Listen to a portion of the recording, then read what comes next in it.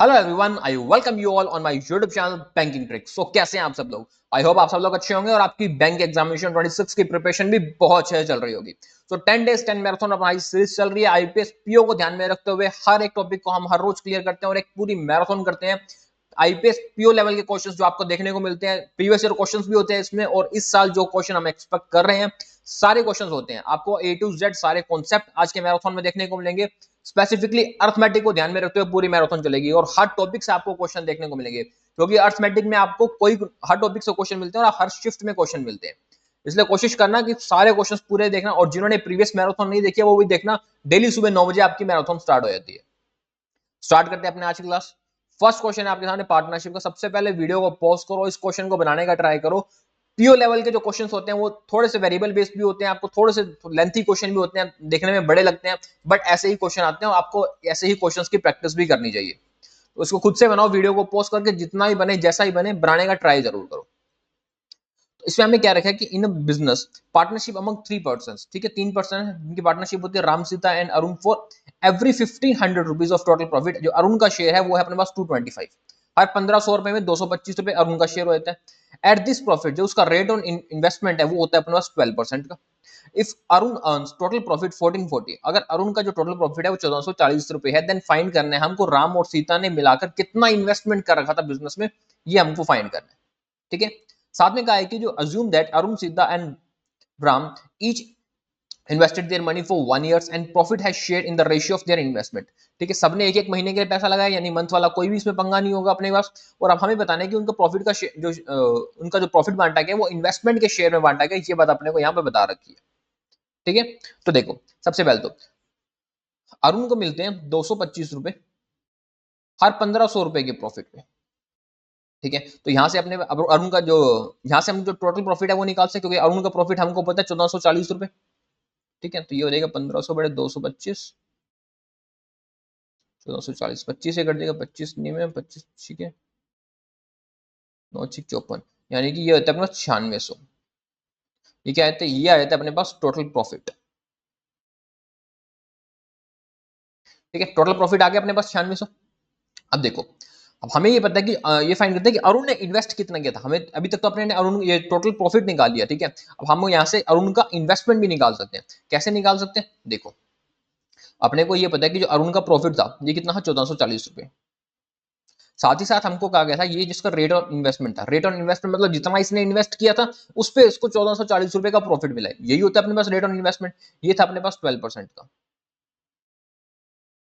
ठीक है, तो कितना इन्वेस्ट किया था इसने? इसने इन्वेस्ट किया था टोटल 12,000 रुपए। ये आ गया अपने पास अरुण का इन्वेस्टमेंट। ये आ गया अरुण का इन्वेस्टमेंट। अब यहां से जब हमारे पास अरुण का इन्वेस्टमेंट आ चुका है, अरुण टोटल प्रॉफिट भी आ चुका है, तो हम उसका टोटल इन्वेस्टमेंट भी निकाल सकते हैं यहां से हम। ठीक है, टोटल इन्वेस्टमेंट, क्योंकि जो अरुण का इन्वेस्टमेंट था अपने पास वो था अपने पास 12,000 रुपए। अरुण का जो प्रॉफिट था अपने पास, वो प्रॉफिट था अपने पास 1440 रुपए। ठीक है, और टोटल प्रॉफिट जो था अपने पास, वो टोटल प्रॉफिट था इसमें अपने पास 9600 रुपए। तो यहाँ से हम जो टोटल इन्वेस्टमेंट है वो निकाल सकते हैं यहाँ से। ठीक है, ये 12 से कट जाएगा, 12 से कट जाएगा, 12 12 144, 12 8 96। तो जो टोटल इन्वेस्टमेंट आ जाएगा अपने पास वो आ जाएगा अपने पास 80,000। ये आ गया हमारे को टोटल इन्वेस्टमेंट। लेकिन हमको निकालना था स्पेसिफिकली राम और सीता का इन्वेस्टमेंट, सबका इन्वेस्टमेंट तीनों का नहीं निकाला, राम और सीता का निकालना था। लेकिन अगर हम इसमें से अरुण का इन्वेस्टमेंट को लेस कर देंगे तो राम और सीता का इन्वेस्टमेंट आ जाएगा। तो जो टोटल इन्वेस्टमेंट था अपने पास 80,000 रुपए, उसमें से हम जो अरुण का इन्वेस्टमेंट था 12,000 उसको लेस कर देते हैं, तो अपने पास आ जाएगा राम और सीता का इन्वेस्टमेंट जो हो जाएगा 68,000, 68,000 रुपए। हमारा आंसर हो जाएगा इसमें option number D, that is 68,000। बताओ समझ आया आपको? देखो इसी तरह क्वेश्चन आपको देखने को मिलते हैं, वहां पे ऐसा नहीं होता कि वन लाइनर मिल जाए फटाफट आपने किया उड़ाकर रख दिया। थोड़े से अच्छे लेवल के अर्थमेटिक आते हैं, आपको थोड़ा सोचना पड़ेगा, टाइम लगेगा, बट क्वेश्चन बनने वाले होते हैं। ध्यान से बनाना, उसको पढ़ के समझ के बनाना, और रेगुलर प्रैक्टिस करो। 10 मैराथन 10 दिन बहुत अच्छी प्रैक्टिस करवा दूंगा। चलिए नेक्स्ट क्वेश्चन बनाए, इसको वीडियो को पॉज करो, फिर इस क्वेश्चन को खुद से बनाने का ट्राई करो। इसमें हमें कहा गया कि 2.5 times of speed of car B is equal to 2 times of speed of car C and speed of car A is 10% less than that of car B. ठीक है, सबकी कार की जो स्पीड है उसका रेशियो मिल जाएगा अपने को यहाँ से। फिर कहा गया कि if the time taken by car B to cover 360 kilometre in 2 hours more than the time taken by car C to cover 300 kilometre, car B को 360 किलोमीटर कवर करने में 2 घंटे ज्यादा लगते हैं कार सी के कंपैरिजन में जिसको 300 किलोमीटर कवर करना है। Then find the time taken by car A to cover distance in 432 kilometre. तो अपने को बताना है कि कार ए 432 किलोमीटर डिस्टेंस को कितने टाइम में कवर कर लेगा। सबसे पहले तो अपन इनका जो रेशियो दे रखा है उस रेशियो में निकालते हैं कितने के। हमें कहा गया 2.5 टाइम ऑफ कार बी, ये बराबर है 2 टाइम्स ऑफ कार सी, यही कहा गया अपने पास, यानी कि यहां से आ जाएगा 5b is equal to 4c। तो बी और सी का रेशियो मिल गया मेरे को 4:5। ठीक है, साथ ही साथ अपने को ये भी कहा गया है कि जो स्पीड है कार ए की वो 10% लेस है कार बी की स्पीड से। कार ए की स्पीड कार बी की स्पीड से 10% लेस है, यानी 9/10 हो जाएगा। कार ए की स्पीड बी से 9 लेस है, तो ए बी सी तीनों में रख लेते हैं, यहाँ पे ए आ जाएगा। ए और बी का रेशियो 9:10, तो इनका रेशियो आए थे अपने पास 36, 40 और 50। ये आ गया अपने पास ए बी और सी तीनों की स्पीड का जो रेशियो था अपने पास वो रेशियो आ गया। अब हमें कहा गया था जो कार बी है वो 360 किलोमीटर का डिस्टेंस कवर करती है, अपनी स्पीड से मान लेते हैं 40s की स्पीड है कार की, इसमें 2 घंटे ज्यादा लेती है किससे, कार सी जो कि 300 किलोमीटर का डिस्टेंस कवर करती है। कार सी की स्पीड है अपने पास 50s और 2 घंटे का डिफरेंस मिलता है, यानी कार बी को 2 घंटे ज्यादा लगते हैं अपने पास। तो ये कट जाएगा 4 9 36, ये कट जाएगा 6 से, यानी कि ये हो जाएगा अपने पास 3 इज इक्वल टू 2s। ठीक है, तो यानी s क्या आ जाएगी अपने वैल्यू आ जाएगी 1.5s। हमें फाइंड करना था इसमें, हाँ, then find the time taken by car A to cover 432 kilometre. तो हमको कार ए को बताना है कि 432 किलोमीटर कितने टाइम में जाता है, उसके लिए हमें कार ए की स्पीड चाहिए। तो कार ए की स्पीड कितनी थी अपने पास 36s थी, और s की वैल्यू थी अपने पास 1.5, यानी कि 36 मल्टीप्लाई 1.5 कर लूंगा मैं यहाँ से। ठीक है, तो ये कर देगा 18, ये आता है अपने पास 54, 54 किलोमीटर बराबर। इसको डिस्टेंस कवर करना है, ए को डिस्टेंस कवर करना है 432 किलोमीटर 54 की स्पीड से। ये याद कर देगा 8 से, तो अपना आंसर आ जाएगा 8 आवर्स। ठीक है, तो अपना आंसर आ जाएगा option number that is 8 hour. ठीक है, ओके, चलिए नेक्स्ट क्वेश्चन पे। चलिए नेक्स्ट क्वेश्चन आपके सामने, बनाए इसको, वीडियो को पॉज करो, फिर इस क्वेश्चन को खुद से बनाने का ट्राई करो। ठीक है, प्रॉफिट एंड लॉस का ये क्वेश्चन है। इसमें अपने को क्या रखा है कि द प्राइस ऑफ राइस है इंक्रीजेस बाय 12.5% पर केजी, यानी पहले कुछ प्राइस का प्राइस होता है उससे 12.5% बढ़ गया। If a family used to buy 10 kg of rice before the price increases, by how many kilogram should they reduce the their consumption so that total expenditure on rice increases by only 1.25%।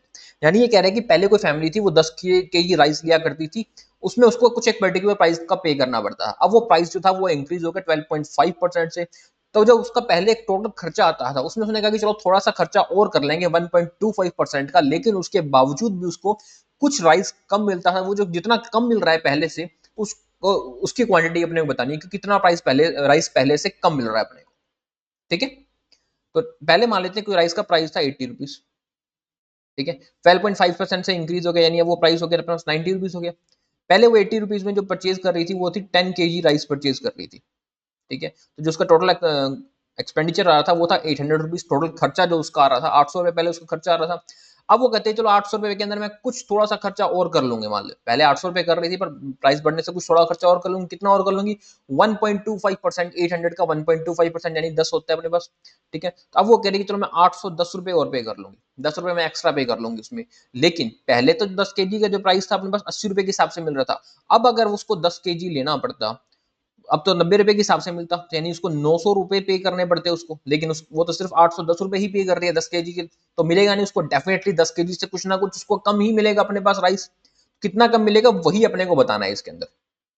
ठीक है, तो देखो, तो 10 kg लेने के लिए तो उसको 900 रुपए पे करने पड़ते थे अपने पास। ठीक है ना, अपने को फाइंड करना है कि कितना kg उसको अब मिल रहा है पहले तो। ठीक है, तो ये हो जाता है अपने पास 810 में पे करना है उसको। ठीक है, 900 के अकॉर्डिंग पे करना है और 10 kg उसको पे करना था, तो यानी कि ये कट जाएगा यहाँ से 81, 9 kg अब उसको मिल रहा है। तो पहले कितना मिल रहा है 10, आज कितना मिल रहा है 9, तो कितने का डिफरेंस आ गया अपने पास 1 kg का डिफरेंस आ गया। तो अपना आंसर हो जाएगा इसमें option number C, that is 1 kg, जो उसको पहले से कम मिल रहा है। ठीक है, चलिए नेक्स्ट क्वेश्चन पे बनाए इस क्वेश्चन को, वीडियो को पॉज करो, फिर इस क्वेश्चन को खुद से बनाने का ट्राई करो। इसमें हमें कहा गया कि a number is divided into 3 parts in such a way that 66% of first number is equal to 82.5% of the second number, 84% of third number is equal to 70% of the first number, ठीक है। Then find the third part is 25 less than the first part, और find the number, तो हमको उस number को find करना है इसमें। देखो कैसे कर सकते हैं। हमें ये कहा गया है कि जो नंबर था तीन पार्ट्स में डिवाइड हो जाते हैं अपने पास, ठीक है। उसमें कह रहा है कि 66% ऑफ फर्स्ट पार्ट, मान लेते हैं तीन पार्ट थे उसके, ए पार्ट, बी पार्ट और सी पार्ट, तीन पार्ट थे, ठीक है। 66% ऑफ फर्स्ट पार्ट, तो फर्स्ट पार्ट का 66% हो जाएगा, 66x हो जाता है अपने पास, वो इक्वल है 82.5% के सेकंड पार्ट के इक्वल आते हैं। एक तो ये कह रहा है, ठीक है।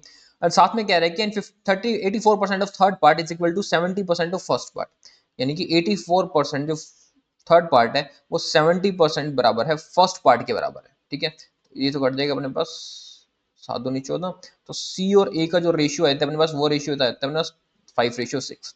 सी और ए का तो रेशियो आ गया। यहाँ से हम इसका भी रेशियो निकाल लेते हैं, ये कट जाएगा 1166, 1170.5, 12.60, 25, तो ए और बी का जो अपने पास रेशियो आ जाता है अपने पास, वो आ जाता है अपने पास 5:4। ये भी रेशियो आ जाता है अपने पास, इस रेशियो को रख लेते हैं साथ में अपने पास ए बी और सी का, ठीक है। ए और बी का तो रेशियो अपने पास 5:4, और ए और सी का रेशियो ना, तो सी रख लेते हैं, ए और सी का रेशियो है अपने पास 5:6। ये आ जाएगा अपने पास 25, 30 और 24 का रेशियो, ठीक है। साथ में हमको कहा गया है कि if the third part is 25 less than the first part, third part कौन सा था इसका, यानी कि सी था, वो 25 लेस है फर्स्ट पार्ट से, तो फर्स्ट पार्ट की था 30, यानी कि 5 का जो वैल्यू है अपने पास, ये वैल्यू है अपने पास 25 की, और हमें फाइंड करना था इसके अंदर, देन फाइंड द नंबर, तो वो नंबर क्या हो जाएगा सर, यानी इन तीनों का टोटली अपने को फाइंड करना है बेसिकली यहाँ से। तो एक की वैल्यू हो जाएगी अपने पास 5, ठीक है। तो इसको ऐड कर लेते हैं, ये तो 9, 2, 4, 3, 7, 9, 5, 45, 35 और 4, 395, तो अपना आंसर हो जाएगा ऑप्शन नंबर बी 395। ओके, चलिए नेक्स्ट क्वेश्चन पे बनाए इसको। नेक्स्ट क्वेश्चन है आपके पास मिक्सचर एंड एलिगेशन का, तो इसको मिक्सचर एंड एलिगेशन से ही बनाना, क्योंकि मिक्सचर का ही टॉपिक है ये, ठीक है। दूसरे मेथड से मत बनाना है इसको, तो बनाओ इसको, वीडियो को पॉज करो, फिर इस क्वेश्चन को खुद से बनाने का ट्राई करो। इसमें हमें कहा गया कि इन अ 360 litre of mixture of acid and base, ठीक है, 360 लीटर मिक्सचर अपने पास एसिड और बेस का, the ratio between acid and base, acid और बेस का जो रेशियो था वो रेशियो था 5:4 अपने पास, ठीक है। 360 लीटर था, इसमें एसिड और बेस का रेशियो था 5:4। 30% of mixture is taken out, इसमें से 30% मिक्सचर निकाल दिया गया। 63 litre of base is added, इसमें 63 लीटर का बेस ऐड कर दिया गया। Then 20% of resultant mixture is taken out, उसके बाद 20% और निकाल दिया गया और 8% एसिड उसके अंदर ऐड कर दिया गया। Then find the ratio between the base and acid in the final mixture, तो अपने को बेस और एसिड का फाइनल मिक्सचर बताना है। देखो 360 लीटर तो उसके पास सबसे पहले टोटल था, ठीक है। उसके अंदर से उसने 30% ये कह रहा है कि निकाल दिया, 30% निकाल दिया, तो पीछे कितना बचेगा उसका, 70% ही बचेगा जो उसका हो जाएगा। तो उसका 70% होता है अपने पास 742, 225, ठीक है। अब देखो यहाँ पे जब स्टार्टिंग में जो मिक्सचर था वो था अपने पास 5:4 के अंदर, जब 30% मिक्सचर हमने बाहर निकाल लिया, तो उसके बाद जो बचेगा वो भी तो 5:4 में ही बचेगा, क्योंकि डायरेक्ट पूरत में से 30% निकाला। ऐसा तो है नहीं कि सिर्फ एसिड में से निकाल लिया हो कुछ और बेस में से कुछ निकाल लो, ऐसा तो नहीं है ना। मिक्सचर तो पूरा मिक्स था, निकालेंगे तो एक साथ उतना ही निकलेगा, इसलिए उसके बाद भी अपने को 252 लीटर ही मिक्सचर बचता है टोटल, यानी ये भी अपने पास जो है 5:4 के रेशियो में है अपने पास। तो 5 रेशियो में अपने पास है एसिड और 4 में है अपने पास बेस, ठीक है।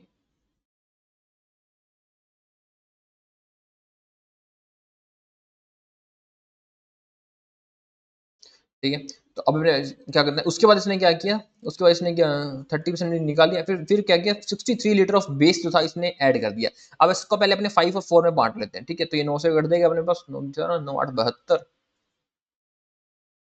140, तो ये हो जाएगा अपने पास, 112 ये बच जाएगा, एसिड और बेस हो गया। अब इसने 63 लीटर में बेस और ऐड कर दिया, 63 लीटर में बेस ऐड कर दिया, तो ये बचता है अपने पास 175 का बेस बच गया, ठीक है। एसिड अपने पास अभी भी 140 है, क्योंकि उसके अंदर अभी तक उसने कुछ भी ऐड नहीं किया था। अब ये कह रहा है कि इसमें 20% जो मिक्सचर था इसने निकाल दिया। अब इसका 20% मिक्सचर निकालिए, 20% किसमें, 20% अपने पास एसिड में से निकलेगा, 20% बेस में से निकलेगा, चाहे तो टोटल करके कंबाइंड में से 20% निकाल लो, एक ही बात है अपने पास। तो इसमें से 20% निकाल लेते हैं, यानी कि 1/5 जो है इसका वो अपने निकाल लेते हैं। 28 यहाँ से निकल जाएगा अपने पास, 35 अपने पास यहाँ से निकल जाएगा, ठीक है। तो ये बचता है अपने पास यहाँ से 112, तो ये बच जाता है अपने पास, और 140 अपने पास ये बच जाता है। एसिड और बेस बचते हैं 112 और 140। फिर इसने क्या किया, 8 लीटर जो है एसिड और ऐड कर दिया, ठीक है, 8 लीटर एसिड और डाली, तो एसिड हो गया अपने पास 120 और बेस हो गया 140। अब हमको रेशियो बताना है इसके बेस और एसिड का। अब बेस और एसिड का रेशियो बताना है, तो बेस और एसिड का रेशियो क्या देगा, 7:6 आ रहेगा अपने पास आंसर। 6:7 मत कर देना, क्योंकि यहाँ पे हमसे रेशियो पूछा है बेस और एसिड का, एसिड और बेस का नहीं पूछा, इसलिए 6:7 नहीं आएगा, 7:6 ही अपना आंसर होगा। Got it? समझ आया आपको? चलिए नेक्स्ट टॉपिक पे, नेक्स्ट क्वेश्चन पे चलिए। चलिए नेक्स्ट क्वेश्चन है आपके सामने, एक और क्वेश्चन है, एज बेस का क्वेश्चन है, लेकिन वेरिएबल बेस्ड क्वेश्चन है, जो आपको पीओ के एग्जामिनेशन में देखने को मिलता है, वेरिएबल्स भर भर के दिए होते हैं। तो वैसे ही आपके लिए एक वेरिएबल बेस्ड क्वेश्चन है, बनाओ इसको, वीडियो को पॉज करो, 1-1.5 मिनट का टाइम लो, आराम से सोच के बनाना, कंफ्यूजन मत करना, टफ नहीं है, बस वेरिएबल है, आपको वेरिएबल्स के साथ खेलना है, इतना सा काम है सिर्फ। इसमें हमें कहा गया कि रेशियो ऑफ प्रेजेंट एज है जो ए की, वो है 3i+8 ईयर, ठीक है, और प्रेजेंट एज है बी की, वो है 5j+2 ईयर, और उन दोनों का रेशियो दे रखे हैं हमको साथ में 5:8, ए और बी दोनों की एज का रेशियो भी दे रखे हैं, और रेशियो दे रखे हैं अपने को ए की एज आफ्टर i+3 ईयर, यानी कि i+3 साल बाद ए की एज, और बी की जो एज है वो j-4 ईयर पहले, उसका भी रेशियो दे रखे हैं अपने को 9:10। फिर हमें बताना है कि if the present age of C is equal to the average of age of A और बी आफ्टर 2 ईयर्स, जो सी की प्रेजेंट एज है, ठीक है, वो बतानी है अपने को, क्या हो जाएगी। तो देखो, सबसे पहले ए और बी की जो प्रेजेंट एज है वो अपने को दे रखी है। ए की प्रेजेंट एज कितनी है अपने पास, ए की प्रेजेंट एज है 3i+8, और बी की प्रेजेंट एज क्या है 5j+2, ठीक है, इन दोनों का रेशियो दे रखे अपने को 5:8, ठीक है। इसको सॉल्व कर लेते हैं, यहाँ से ये आता है अपने पास 24i+64, 25j+10, तो ये बच जाता है अपने पास 24i+54 is equal to 25j, ठीक है, ये अपने पास एक इक्वेशन बन जाती है। उसके बाद ये कह रहा है कि ए की एज i+3 ईयर बाद, पहले ए की एज कितनी थी, 3i+8 इतनी थी, तो ये तो ए की एज थी, उसमें ये कह रहा है कि i+3 ईयर और जोड़ दो, उसके बाद का रेशियो अपने पास, इसमें अपने डायरेक्ट i+3 और जोड़ देते हैं, तो ये बचता है अपने पास 4i+11। जो बी की एज है उसमें j-4 ईयर पहले, बी की पहले एज कितनी थी अपने पास, 5j+2 थी, उसमें ये कह रहा है कि j-4 ईयर पहले, तो इसको अपने लेस कर देते हैं यहाँ से, तो ये आया था अपने पास 4j प्लस का 6 बन जाएगा ये, तो इसका रेशियो दे रखे हमको 9/10, ठीक है। इसको सॉल्व करते हैं अपन, तो ये बनता है अपने पास 40i+110, 36j+54, ठीक है, तो ये सॉल्व कर लेते हैं अपने पास, ये बनता है 40i+56 is equal to 36j, 10 से कट जाएगा 10j+16, 9j, ये आया था अपने पास सेकंड, ठीक है। दो इक्वेशन आ चुकी है, इक्वेशन 1 भी आ चुकी है, इक्वेशन 2 भी आ चुकी है, और दो वेरिएबल है अपने पास i और j, जिसकी वैल्यू अपने आप इन दो इक्वेशन से निकाल सकते हैं। अब बताओ किसको किसके बराबर करें, 25 को 9 से बराबर करें, 24 को 10 से करें, 24 10 कर लेते हैं, 24 5 120 हो जाता है ना, ये होता है 120i,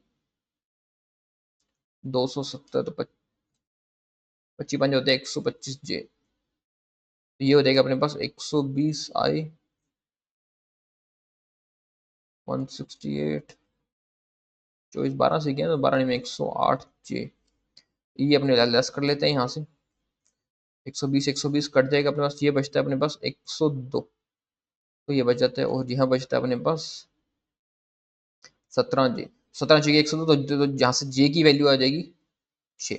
अब j की वैल्यू अपने पास 6 आ चुकी है, अपने किसी में भी रख के अपने पास i की वैल्यू निकाल सकते हैं, ठीक है, इसमें रख लेते हैं सेकंड के अंदर, तो ये होता है अपने पास 9 6 54, 54 में 14 और चल जाएंगे 40, और i की वैल्यू आ जाएगी अपने पास यहाँ से 4, तो j की वैल्यू भी आ चुकी है 6, और i की वैल्यू भी आ चुकी है अपने पास 5, ठीक है। तो अपने पहले ए और बी दोनों की प्रेजेंट एज कितनी थी वो निकाल लेते हैं यहाँ से। ए की प्रेजेंट एज कितनी थी, ए की प्रेजेंट एज थी अपने पास 3i+8, आई की वैल्यू थी 4, तो 4 थे 12 और 8 हो जाएगा 20, ए की वैल्यू हो जाती है अपने पास 20, अरे यार, ठीक है। बी की प्रेजेंटेज क्या थी, 5j+2 थी अपने पास, ठीक है, 6 तो 32, तो बी की प्रेजेंटेज होती है अपने पास 32, ठीक है। अब हमको बता रखा है जो प्रेजेंटेज है सी की थी वो इक्वल थी किसके, एवरेज एज ऑफ ए और बी आफ्टर 2 ईयर्स, 2 साल बाद ए और बी की एवरेज एज कितनी हो जाएगी, प्रेजेंट में इनकी एवरेज एज टोटल एज हो जाएगी अपने पास 52, तो यानी इनका जो एवरेज निकल जाएगा वो निकल जाएगा अपना 26, 2 साल बाद इनकी एवरेज एज कितनी हो जाएगी 28 हो जाएगी, 28 हो जाएगी, ठीक है। तो जो जो 2 साल बाद इनकी एवरेज होगी वो सी की प्रेजेंट एज होगी, यानी सी की प्रेजेंट एज कितनी है 28, option number B is our right answer. Correct? समझ आया आपको कैसे बनाया जाता है क्वेश्चन? बस वेरिएबल थे, आपको वेरिएबल्स को यूज करना है, इतना भी कुछ नहीं था कि आप इसको निकाल नहीं सकते थे। इजी क्वेश्चन था, बनाने लायक क्वेश्चन था ये। ओके, चलिए नेक्स्ट क्वेश्चन पे बनाए इसको, वीडियो को पॉज करो, फिर इस क्वेश्चन को खुद से बनाने का ट्राई करो। इसमें हमें क्या रखे कि pipe A B and C fill a tank together in T hours. ठीक है, पाइप ए बी और सी एक टैंक को फिल कर लेते हैं टी आवर्स के अंदर, 3 घंटे लगाते हैं उसमें। फिर कह रहा है कि पाइप जो बी है, B alone can fill the tank in 40 hours. B अकेला उस टैंक को 40 आवर्स में फिल करता है, एंड ए अलोंग उस टैंक को 4.8 आवर्स में उसको फिल कर देता है। Then find the time taken by A और C together if tank C, if C take 25% less time then tank B. ठीक है, ये कह रहा है कि ए बी और सी तीन बंदे थे जो उस टैंक को फिल कर लेते हैं, और टी आवर्स के अंदर वो उस टैंक को फिल कर लेते हैं तीनों मिलकर। टी आवर्स में मिलकर उस टैंक को फिल कर लेते हैं। बी अकेला उस टैंक को 40 आवर्स में फिल करते हैं। बी अकेले को जब टैंक फिल करने लगता है 40 आवर्स लगते हैं। ए जब उसको फिल करने लगता है तो उसको 4.8 आवर्स लग जाते हैं कि जब ए आ जाता है उस टैंक को फिल करने। हमें बताना है कि ए और सी मिलकर उस टैंक को कितने टाइम में फिल करते हैं। साथ में हमको ये भी बता रखा है कि जो सी है उसको 20% लेस टाइम लगता है बी के कंपेरिजन में। सी को 20% लेस टाइम लगता है बी के कंपैरिजन में। अगर बी को 4 घंटे लग रहे हैं तो सी को लगेगा 3। ये अपने पास टाइम का जो रेशियो अपने को दे रखे। ठीक है, सी और बी का हमको यहाँ से टाइम का रेशियो दे रखा था, उसको कितना टाइम लगता है। ठीक है, तो यहाँ से अपने निकाल सकते हैं, अपने पास तीनों का पता है कितने टाइम में निकाल सकते हैं। ठीक है, ए पता है अपने को कितने टाइम में फिल करता है, तो यहाँ से अपने निकाल लेते हैं कि 1 घंटे में अगर उनको फिल करना हो तो 1 घंटे में कितने लगते हैं। ठीक है, तो देखो टोटल तीनों का लगता है 1/t हो जाएगा अपने पास। ए को लगता है अपने पास 1/4.8। ठीक है, प्लस बी को लगता है अपने 1 घंटे में फिल करता है 1/40। सी 1 घंटे में कितना फिल करता है, देखो टाइम का रेशियो दे रखा था अपने को, साथ में ये भी बता रखा था कि बी को 40 आवर्स लगते हैं। ठीक है, और बी और सी दोनों का रेशियो भी दे रखा था टाइम का। ठीक है, तो यहाँ से अपने को सी को मिल जाएगा, सी को कितना टाइम लगता है, सी को 3t टाइम लगता है। टाइम का रेशियो यही था अपने पास। सी टाइम को फिल करेगा, ये हो जाएगा 3t टाइम में सी टाइम को फिल करेगा। इसको अपने सॉल्व भी कर लेते हैं, यहाँ से ये कट जाएगा 10, तो ये है अपने पास 5/24 बन जाता है यहाँ पे। ठीक है, इसको मैं रख लेता हूँ, बाकी सब इधर भेज देते हैं। तो ये आता है plus 1/t minus 1/4t minus 1/3t is equal to 5/24। ठीक है, इन सब का एलसीएम आ जाएगा अपने पास 12, तो ये आ जाएगा 12 माइनस 3 माइनस के 4। ठीक है, इज इक्वल टू 5/24। 12 से कट जाएगा, दोनों आ जाएगा 2, 4 3 7 में 2 हो गए अपने पास 5, 5 में 1 कट 12t आ जाएगा। हाँ, ये 4 3 7 में से 12 7 की 5, 5 से 5 भी कट जाएगा अपने पास, तो टी की वैल्यू कितनी आ जाएगी अपने पास, टी की वैल्यू आ जाएगी अपने पास 2। ठीक है, टी की वैल्यू आ गई अपने पास 2। इसका मतलब मेरे को यहाँ से ये पता चला कि जब बी टैंक को फिल करता है, जब टी की वैल्यू 2 है मेरे पास, ठीक है, तो वो कितने टाइम में फिल करता है, 8 घंटे में। ए टैंक को फिल करता है अपने पास 4.8 घंटे में। सी टैंक को कितने टाइम में फिल करता है, सी 6 आवर में। और ए बी सी तीनों मिलकर उस टैंक को कितने टाइम में फिल करते हैं, 2 घंटे में उस टैंक को फिल करते हैं। लेकिन हमको क्या फाइंड करना, हमको फाइंड करना था कि ए और सी मिलकर कितने टाइम में फिल करेंगे। हमें सिर्फ इन दोनों का बताना है कि ए और सी जो है ये दोनों मिलकर उस टैंक को कितने टाइम में फिल करते हैं। बस अपने को इसी से मतलब है, उसके अलावा अपने को किसी से कोई मतलब नहीं है। ठीक है, तो अपने ए और सी का ही रेशियो निकाल, एलसीएम निकाल लेते हैं यहाँ से। इसका एलसीएम निकालते हैं 48, 6 होता है 8 48, इसका होता है 10। तो दोनों मिलकर कितने टाइम में फिल करेंगे, 48/18, 18 दूनी 36, तो ये हो जाएगा अपने पास यहाँ से 36, तो 12/18 यानी कि 2/3 मल्टीप्लाई 60 कर लेते हैं यहाँ से, 3 दूनी 40, 2 घंटे और 40 मिनट, यानी हमारा टाइम हो जाएगा 2 hours and 40 minutes. Option number C is our right answer. Okay, चलिए नेक्स्ट क्वेश्चन बनाए इसको। इसमें भी आपको वेरिएबल मिलेगा, हर क्वेश्चन में आपको वेरिएबल मिलेगा यार। पीओ का क्वेश्चन करने जा रहे हो, पीओ का पेपर करने देने जा रहे हो, तो थोड़ा सा अच्छे लेवल के क्वेश्चन की प्रैक्टिस किया करो। और जहां भी तुम सोचते हो ना बहुत इजी क्वेश्चन है, ये भी कर लिया वो भी कर लिया, वो सिर्फ क्लास में ही किए जाते हैं। वो वैसे क्वेश्चन आपको एग्जाम में नहीं देखने को मिलते। आपको एग्जाम में बनाना है तो आपको अच्छे क्वेश्चन ही बनाने पड़ेंगे, अच्छे लेवल की प्रैक्टिस करनी पड़ेगी। तो बनाओ इस क्वेश्चन को खुद से। ट्रेन एंड बेस क्वेश्चन है ये। प्लस इसमें क्या रखे, जो लेंथ ऑफ है अपने पास ट्रेन ए और ट्रेन बी की, वो दे रखे अपने को 280 मीटर है और x मीटर है अपने पास। ट्रेन ए और ट्रेन बी दोनों की लेंथ के बारे में बता रखे। Time taken by train A और B cross each other in opposite direction, एक दूसरे की डायरेक्शन में क्रॉस करते हैं तो उनको 35 सेकंड लगते हैं। Time taken by train A and B to cross in 2 different poles, दो डिफरेंट डिफरेंट पोल को क्रॉस करते हैं तो इसमें उनको टाइम लगता है 28 सेकंड और 42 सेकंड लगते हैं। Find the value of x, तो अपने को उसमें एक्स की वैल्यू बतानी है कितनी हो जाएगी। देखो लेंथ है अपने पास ट्रेन ए और ट्रेन बी की। ट्रेन ए की लेंथ कितनी है अपने पास 280, ट्रेन बी की लेंथ अपने को दे रखी है x मीटर, अपने को लेंथ दे रखी है। स्पीड अपने को दे रखी है, स्पीड स्पीड किसी की नहीं दे रखी, ठीक है। सबसे पहले को मैंने बता रखा है जो ट्रेन ए और बी है एक दूसरे को क्रॉस करते हैं, अपोजिट डायरेक्शन में आगे क्रॉस करते हैं। पहले इन दोनों ट्रेन की लेंथ ऐड हो जाएगी 280 प्लस एक्स, स्पीड भी इन दोनों की ऐड हो जाएगी अपने पास, तभी जाके ठीक है अपने को पता चलेगा कि ये कितने टाइम में क्रॉस करता है। तो 35 सेकंड ले लेते हैं अपोजिट डायरेक्शन में जब एक दूसरे को क्रॉस करते हैं। मान लें ट्रेन ए की जो स्पीड है वो है s1, ट्रेन बी की जो स्पीड है उसको मान लेते हैं वो है अपना s2, तो ये आ जाएगा s1 प्लस s2, ठीक है। फिर साथ में अपने को कहा गया कि जब ये ट्रेन ए और बी जो टू डिफरेंट डिफरेंट पोल को क्रॉस करते हैं, तो ट्रेन ए क्रॉस करेगी 280 मीटर से, ठीक है। एक पोल को क्रॉस कर रही है 28 सेकंड के अंदर, इसकी स्पीड कितनी है s1। ट्रेन जो बी है अपने पास जिसकी लेंथ है x में, जिसकी लेंथ है अपने पास x मीटर, ये एक पोल को क्रॉस कर रही है 42 सेकंड के अंदर, इसकी स्पीड कितनी है s2।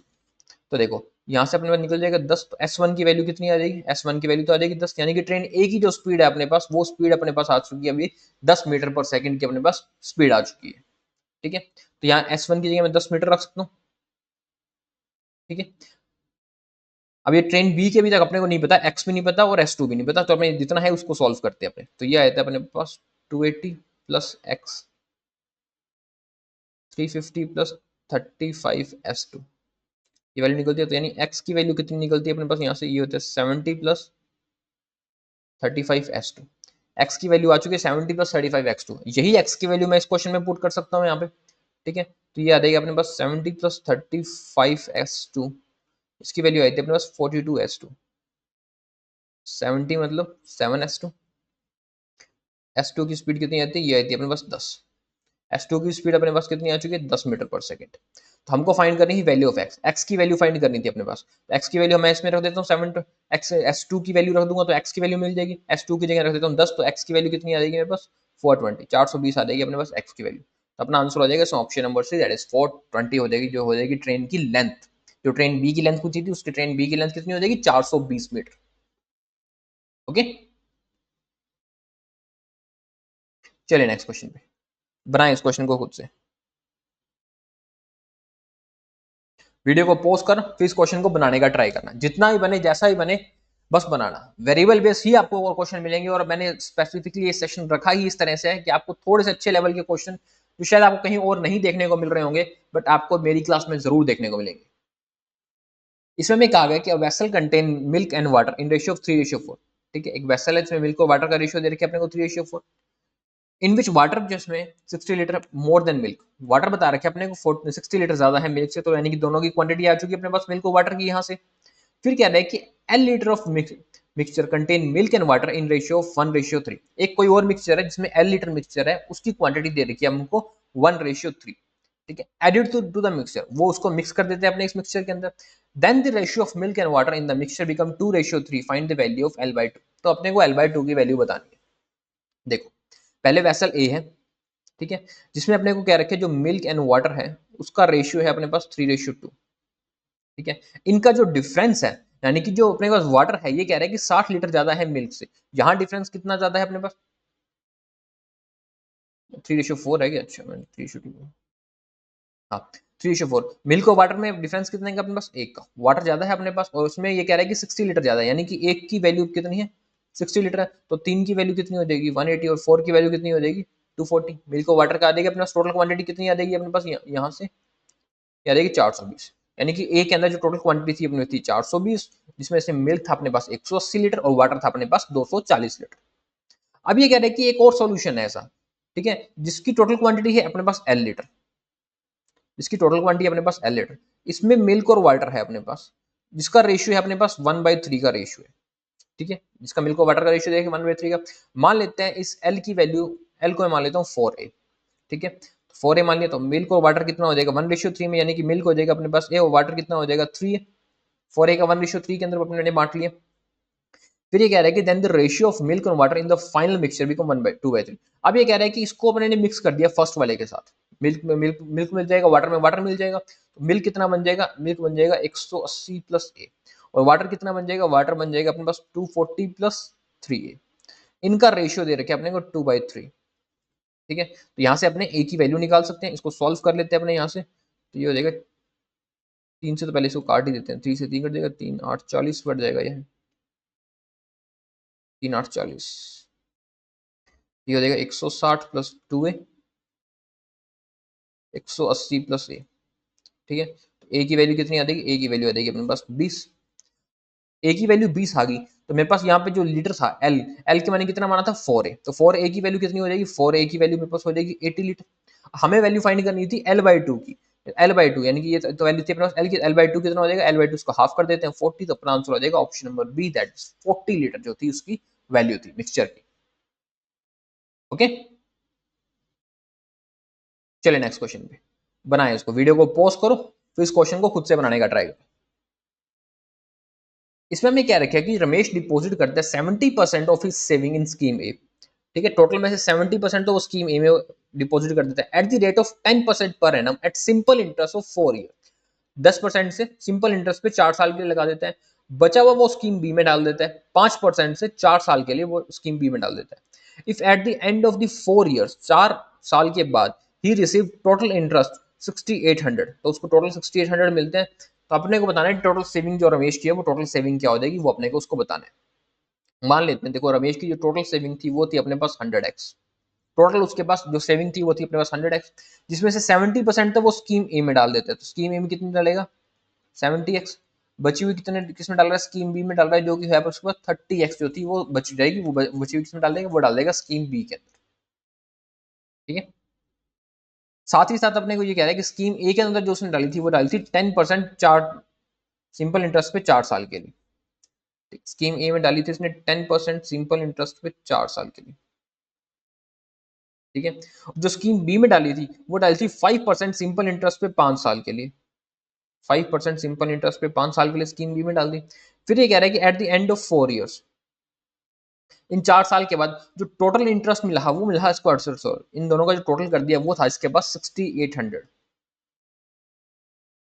ठीक है, तो अपने को बताने की टोटल सेविंग यानी कि 100x इसकी वैल्यू बतानी है कि इसको जो कितनी पैसा उसने इन्वेस्ट किया था। ठीक है, तो ये आया था अपने पास यहाँ से 728x प्लस, तो ये आया था 6x, इसकी टोटल वैल्यू आती है 6800, यानी ये तो 34x की वैल्यू 6800, x की वैल्यू कितनी आती है, x की वैल्यू आती है अपने पास 200, और अपने को 100x की वैल्यू फाइंड करनी, तो 100x की वैल्यू कितनी हो जाएगी, इसको 100 से मल्टीप्लाई कर देंगे, याद आएगी अपने पास 20000। अपना आंसर हो जाएगा option number C, that is 20000, जो अपने पास उसकी वैल्यू हो जाएगी वो हो जाएगी अपने पास उसकी फाइनल। ओके, चलिए नेक्स्ट क्वेश्चन पे चलिए बनाए, इसको वीडियो को पॉज करके फिर इस क्वेश्चन को बनाओ खुद से। इसमें हमें कहा गया when the selling price of article is increase by 20%, shopkeeper gain 200 rupees more profit than earlier. Find the difference between the market price and cost price of article if shopkeeper gives 60% discount and still 60% profit. ये कह रहा है कि जब जब एक selling price था एक आर्टिकल का वो 20% से इंक्रीज कर दिया गया, पहले 100 रुपए में बेच रहा है अब वो 120 रुपए में बेच रहा है, तो उसको 200 रुपए प्रॉफिट ज्यादा हो रहा है। ठीक है, then find the difference between market price and cost price of article, तो उसमें उसका जो मार्केट प्राइस और कॉस्ट प्राइस है उसका डिफरेंस बताना है अपने को। अगर शॉपकीपर 60% के डिस्काउंट पे सोल्ड कर रहा था, ठीक है, और फिर उसके बाद भी उसको 60% का प्रॉफिट भी हो रहा था। देखो पहले की जो चीज थी उसका जो सेलिंग प्राइस था अपने पास वो था 100x। ठीक है, उसको ये कह रहा है कि 20% से बढ़ाकर बेच दिया, तो अब जो उसका सेलिंग प्राइस हो जाएगा वो देगा 120x, क्योंकि 20% से उसने उसको बढ़ा दिया था अपने पास। तो ये जो डिफरेंस आया अपने पास, ये डिफरेंस कितने का है, 20x का डिफरेंस आया। इस 20x का जो डिफरेंस आया इसकी वैल्यू अपने को दे रखी है 200 रुपए का, उसको प्रॉफिट ज्यादा हो रहा है। ठीक है, तो x की वैल्यू अपने पास यहाँ से कितनी आ जाएगी, x की वैल्यू आ जाएगी अपने पास 10, यानी कि जो सेलिंग प्राइस उसका पहले था वो सेलिंग प्राइस था 1000 रुपए, जो पहले सेलिंग प्राइस था, बाद में हो गया था उसका 1200 रुपए, पर पहले उसका सेलिंग प्राइस था 1000 रुपए।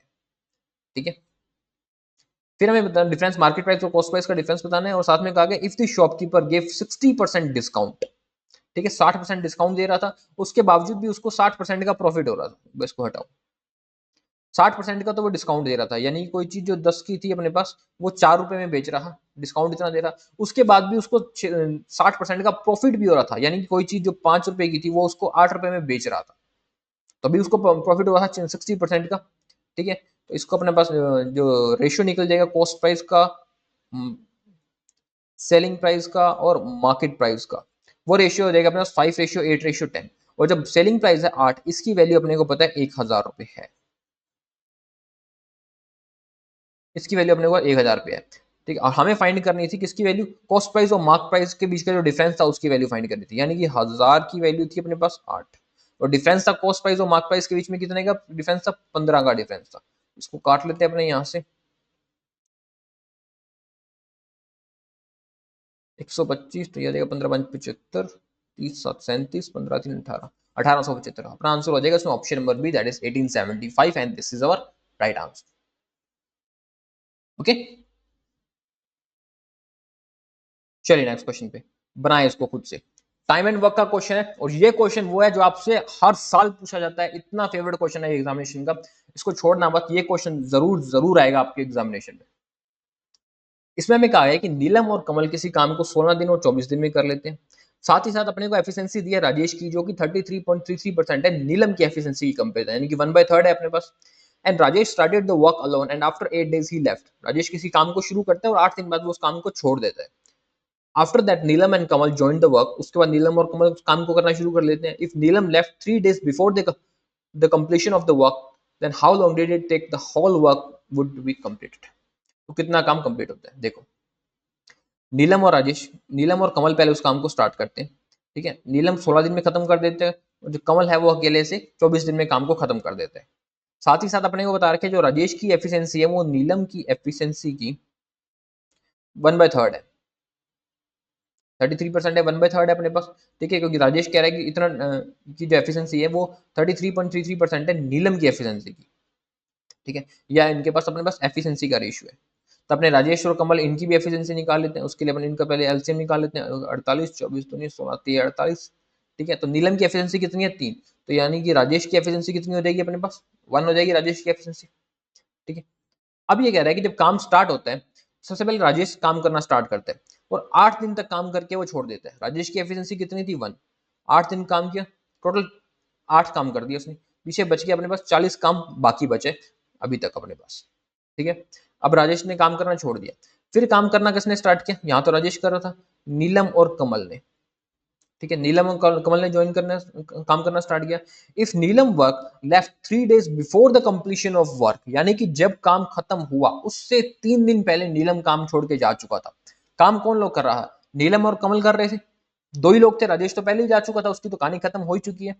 काम खत्म होने से 3 दिन पहले नीलम ने काम करना छोड़ दिया था। तो यानी काम खत्म होने के से 3 दिन पहले से कौन काम कर रहा था, खाली कमल था जो काम कर रहा था आखिरी के 3 दिनों में। ठीक है, कमल की एफिशिएंसी कितनी थी, 2। आखिरी के 3 दिनों में उसने कितना काम किया, 6 काम किया। 8 तो पहले हो ही चुका था, उसके बाद 40 बचा था, और काम खत्म होने से 3 दिन पहले कौन काम कर रहा, कमल काम कर रहा था। तो पीछे कितना बच गया, 40 में से 6 गए, यानी कि 34 काम जो था वो नीलम और कमल दोनों ने मिलकर कर रखा था अपने को, ये बात पता है। और नीलम और कमल दोनों की कंबाइंड एफिशिएंसी कितनी थी, 3 और 2 5 थी। यानी 34 काम को नीलम और कमल ने कितने दिन में कंप्लीट किया होगा, 6.8 डेज लगे होंगे उसको 34 इस काम को कंप्लीट करने में। तो अपने को बताना है कि सारा वर्क कितने दिन में कंप्लीट हुआ, सारा वर्क जो था वो कितने दिन में कंप्लीट हुआ। देखो 8 पहले काम किया, 6.8 फिर काम किया, और 3 दिन उन्होंने फिर काम किया, तो जो टोटल बन जाएगा अपने पास यहाँ से बनता है 17.8। तो अपना आंसर हो जाएगा इसमें ऑप्शन नंबर ई, 17.8 डेज लगे थे उनको उस काम को कंप्लीट करने में। ठीक है,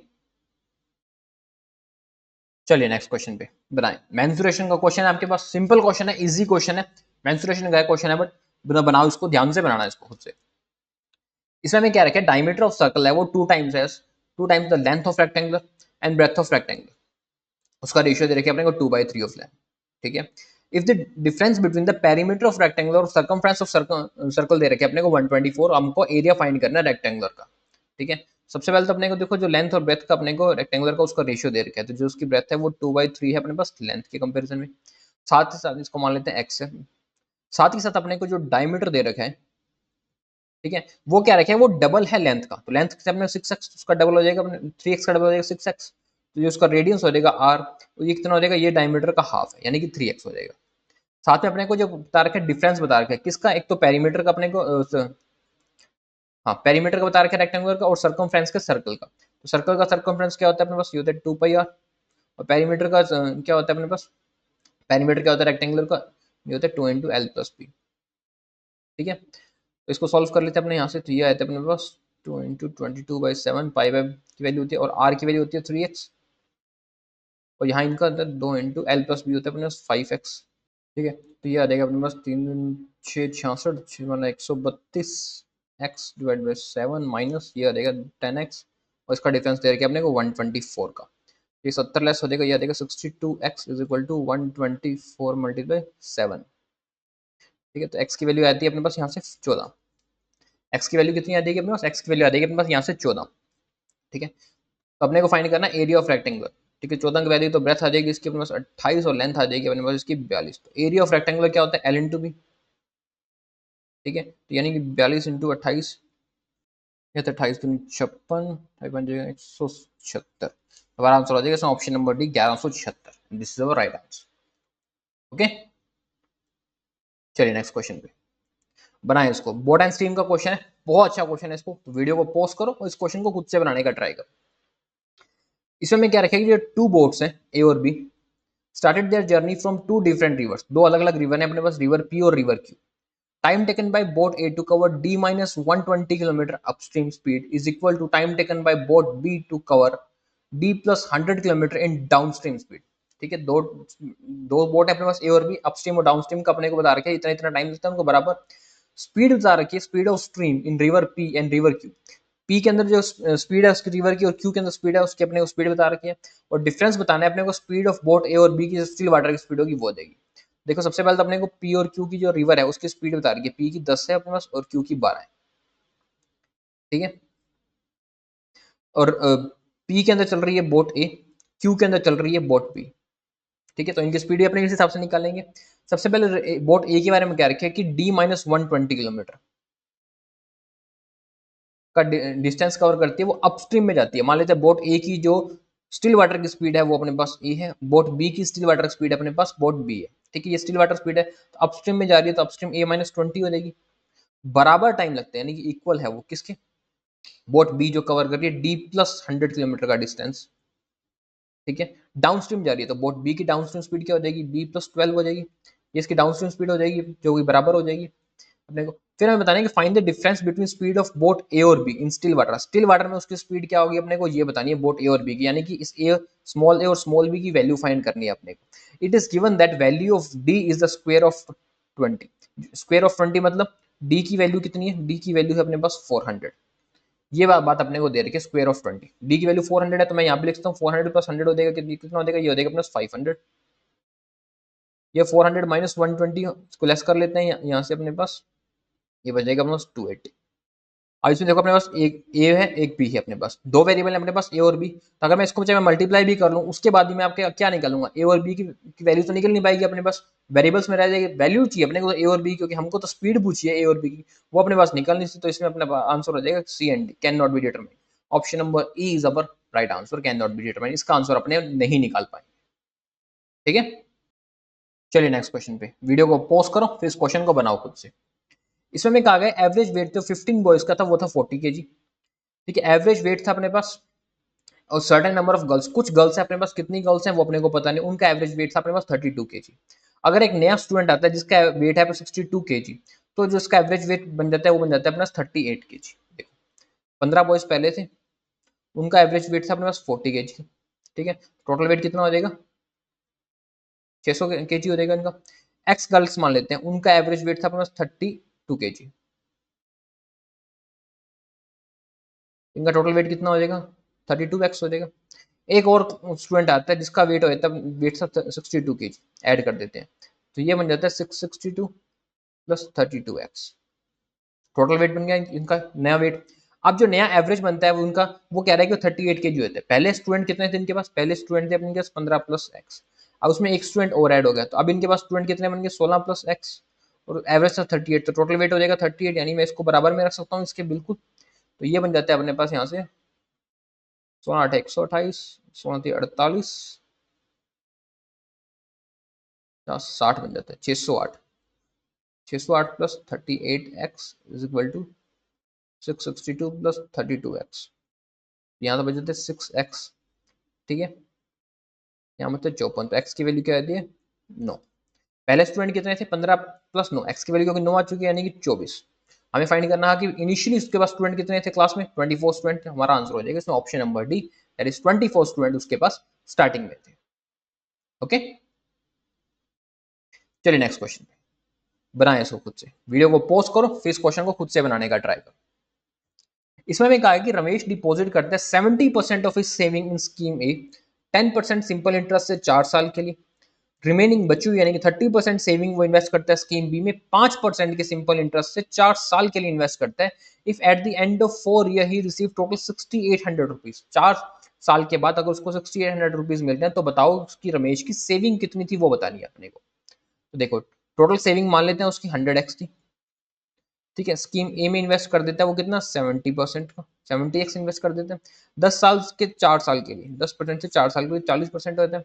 बचा हुआ जो था यानी कि 30x वो 5% से 4 साल के लिए इन्वेस्ट कर लेते हैं,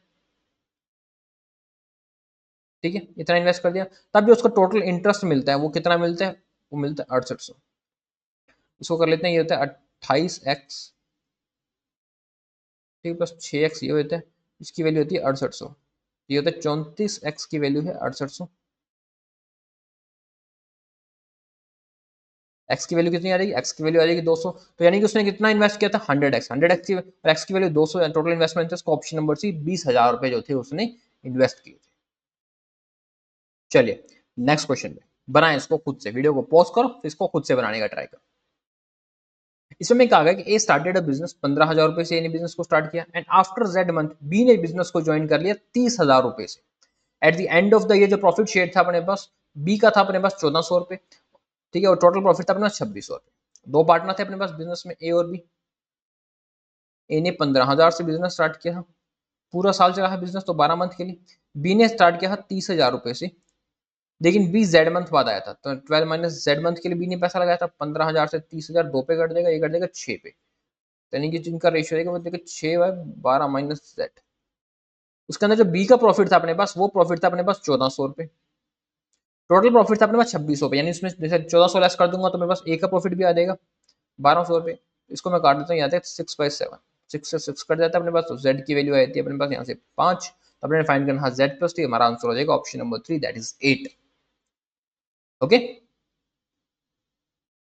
चलिए नेक्स्ट क्वेश्चन पे बनाए इसको, वीडियो को पॉज करके इस क्वेश्चन को खुद से बनाओ। प्रोबेबिलिटी का क्वेश्चन है ये आपके पास। इसमें भी कहा गया कि a box contain 6 green 4 brown and 8 red combo ball, ठीक है, इतनी इतनी बोल रहे हैं। 3 combos are pick and random, ठीक है, 3 कॉम्बो अपने को पिक करने हैं। Find the probability that 2 combos are red and third is green और ब्राउन, तीसरा कॉम्बो या तो ग्रीन होगा या ब्राउन होगा। Probability that 2 combos are brown and third is red और ग्रीन, इनके अपने को रेशियो बताना है, ठीक है। अपने पास ग्रीन, ब्राउन और रेड ये बोल्स हैं 6, 4 और 8। फर्स्ट के अंदर अपने पास है, अपने को कितनी पिक करनी है, एक तो फर्स्ट में अपने को कहा गया कि 2 कॉम्बोज अपने पास, 2 combos are red and 2 combos are red and third, दो तो चाहिए अपने को रेड, ठीक है, जो एक है वो या तो ग्रीन हो जाए या ब्राउन हो जाए, उसमें से जो मर्जी हो जाए, ठीक है। दो रेड चाहिए तो अपने को आएगा 8C2, ठीक है। बचे हुए में से ग्रीन हो जाए या ब्राउन हो जाए कुछ भी हो जाए तो अपने पास आ जाएगा 10C1, ठीक है। अपॉन में करने की जरूरत नहीं क्योंकि आगे वो कट जाएगा अपने पास।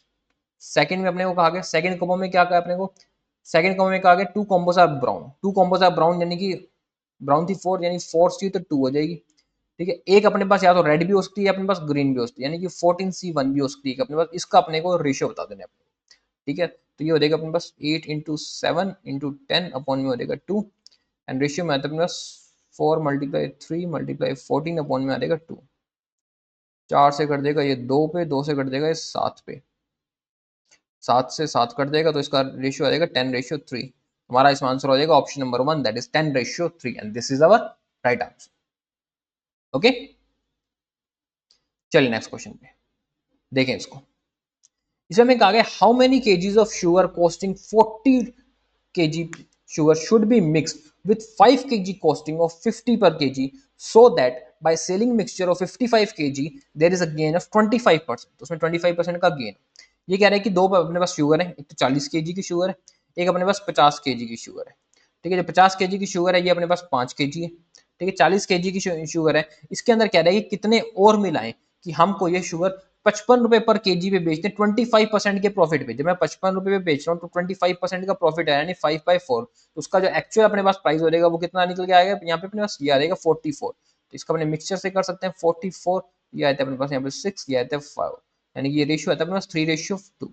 3:2 आता है। 5 की वैल्यू कितनी थी अपने पास, 2 की वैल्यू कितनी थी अपने पास 5, क्योंकि हमने 5 केजी बेचा है अपने पास, यानी एक की वैल्यू होगी अपने पास 2.5 और 3 की वैल्यू कितनी हो जाएगी अपने पास, 3 की वैल्यू हो जाएगी अपने पास 7.5। तो कितना एक्स्ट्रा बेचेंगे 7.5 KG. Option number E is our right answer. Simple question था, बस इतनी ही देर लगनी चाहिए थी आपको ये क्वेश्चन करने में। Okay that's all for today. I hope आपको सेशन अच्छा लगा, और अच्छा लगा तो प्लीज वीडियो को लाइक कर देना और चैनल को सब्सक्राइब जरूर कर देना। एंड 10 days 10 मैराथन डेली चल रही है अपनी marathon. That's all for today, thank you.